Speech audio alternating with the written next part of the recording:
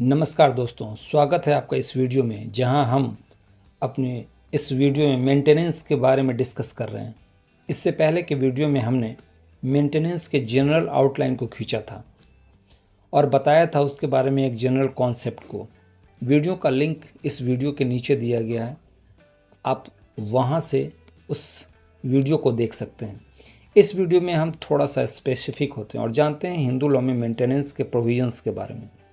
जब कभी मेंटेनेंस की बात होती है, हमारे दिमाग में सबसे पहला जो सीन क्रिएट होता है वह है वाइफ और हस्बैंड का, यानी वाइफ के हस्बैंड के अगेंस्ट में मेंटेनेंस का राइट। लेकिन यह क्या संपूर्ण सत्य है?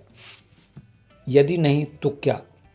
मेंटेनेंस का जो अधिकार है वहाँ हम यदि हिंदू लॉ के नज़रिए से देखें तो इसका बड़ा आयाम होता है क्योंकि यहाँ न सिर्फ पत्नी पति से मेंटेनेंस की मांग कर सकती है, बल्कि यहाँ पति भी पत्नी से मेंटेनेंस की मांग कर सकता है।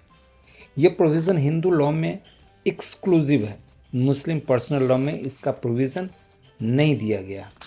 इसके साथ साथ बच्चों के लिए भी ये राइट दिए गए हैं और जो ओल्ड एजेड पेरेंट्स होते हैं उनको भी ये राइट दिया गया है। आपको ये भी जानकर हैरानी होगी कि एक सौतेली माँ जिसका अपना कोई संतान नहीं होता, वह भी अपने सौतेले पुत्र से इसकी मांग कर सकती है। वो कैसे? उसे जानने के लिए और भी कई सारी बातें जानने के लिए जो आपको मेंटेनेंस के बारे में जानना चाहिए, इस वीडियो को बिना स्किप किए देखते रहें। Section 24 and 25 Hindu marriage act बहुत इंपॉर्टेंट है मेंटेनेंस के संबंध में। इसमें क्या प्रोविज़न दिया गया है? सबसे इम्पोर्टेंट तो ये है कि यहाँ मेंटेनेंस का केस डायरेक्ट कभी नहीं फाइल किया जाता है। हाँ, यदि कोई मैट्रिमोनियल डिस्प्यूट फाइल किए जाते हैं, वैसी स्थिति में सेक्शन 24 और 25 हिंदू मैरिज एक्ट मेंटेनेंस के संबंध में व्यवस्था देती है। और ये जो सबसे इसका इंटरेस्टिंग आयाम है वो ये कि इसमें हस्बैंड और वाइफ दोनों ही इस तरीके के क्लेम कर सकती हैं। दोस्तों, शादी के बाद जब किसी भी तरीके का डिस्प्यूट होता है तो ऐसे केस मैट्रिमोनियल डिस्प्यूट कहे जाते हैं और वो फैमिली कोर्ट में फाइल किया जाता है, जहां जिला जज के स्तर के न्यायिक पदाधिकारी इसको देखने के लिए अधिकृत होते हैं। इसमें कई तरीके के मामले आ सकते हैं, जैसे restitution of conjugal right, judicial separation, divorce, marriage annulment. लेकिन इसमें कभी भी मेंटेनेंस केस करके कोई केस फाइल नहीं किया जाता। अब ऐसा कोई भी मामला मैट्रिमोनियल डिस्प्यूट कोर्ट में लाया जाता है, तब मुकदमे के दौरान पत्नी कभी भी यह पिटीशन यानी आवेदन दे सकती है कि उसके पास इतनी आय नहीं है जिससे कि वह खुद को सपोर्ट कर सके। इसलिए लिटिगेशन के दौरान होने वाले खर्च की जिम्मेवारी पति वहन करे और कोर्ट मामले को देखते हुए, दोनों पक्षों के आय को देखते हुए मेंटेनेंस का आदेश दे सकती है। अब सबसे इम्पोर्टेंट बात जो यहाँ है वो ये कि यहाँ पत्नी शब्द की चर्चा नहीं की गई है।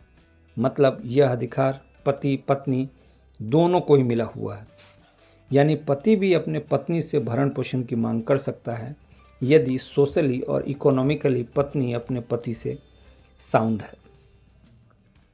अब बात करें धारा 25 हिंदू मैरिज एक्ट की। इसके अनुसार कोई भी मैट्रिमोनियल डिस्प्यूट जो इस एक्ट के अधीन लाया गया है, इसमें यदि कोई डिक्री पारित की जाती है या जबकि डिक्री पास की जा चुकी है, इन दोनों ही स्थिति में कोई भी पक्षकार यानी पति या पत्नी कोर्ट से इस बात के लिए दूसरे पक्षकार से परमानेंट एलिमनी और मेंटेनेंस का लेने के लिए कोर्ट से याचना कर सकती है।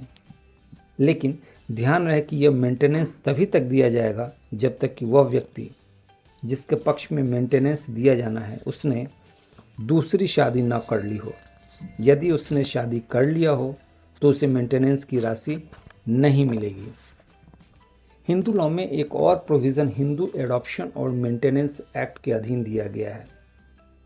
इस प्रोविज़न की जो सबसे बड़ी खासियत है, इसमें पत्नी को यह अधिकार बिना मैट्रिमोनियल डिस्प्यूट का केस लाए बिना ही ये अधिकार मिला हुआ है। पत्नी मेंटेनेंस का दावा भी कर सकती है और साथ में अपने पति से अलग रहने का भी दावा कर सकती है। आप सोच रहे होंगे कि दोनों बात कैसे संभव है? वह साथ में रहना भी नहीं चाहे और मेंटेनेंस की मांग भी करे। लेकिन ये सही है। लेकिन इसके लिए कुछ कंडीशन को फॉलो करना ज़रूरी होता है। इस तरीके के मेंटेनेंस का दावा कोई पत्नी तभी कर सकती है जबकि पति ने उसे डिज़र्ट कर दिया हो। डिज़र्ट यानी उसका परित्याग कर दिया हो, और वो भी बिना किसी जस्टिफाइबल रीज़न के, या पति उसके साथ क्रूएल बिहेव कर रहा हो, क्रूरता के साथ पेश आ रहा हो, या कभी ऐसी स्थिति आती है जब उसका पति किसी अन्य महिला के साथ जीवन बिता रहा हो, तब वैसी स्थिति में भी पत्नी का ये राइट क्रिएट हो जाता है। ये राइट पत्नी को तब भी है जब उसके पति ने अपने धर्म को परिवर्तित कर लिया हो, यानी हिंदू धर्म से किसी दूसरे धर्म में अपने आप को कन्वर्ट कर लिया हो। तो ये थी हिंदू लॉ में मेंटेनेंस के संबंध में कुछ महत्वपूर्ण बातें। ऐसे ही कुछ और मेंटेनेंस के बारे में जानकारी के लिए और हिंदू लॉ के बारे में और जानने के लिए मेरे भी इस वीडियो को देखते रहें, लाइक करते रहें और सब्सक्राइब करते रहें। धन्यवाद।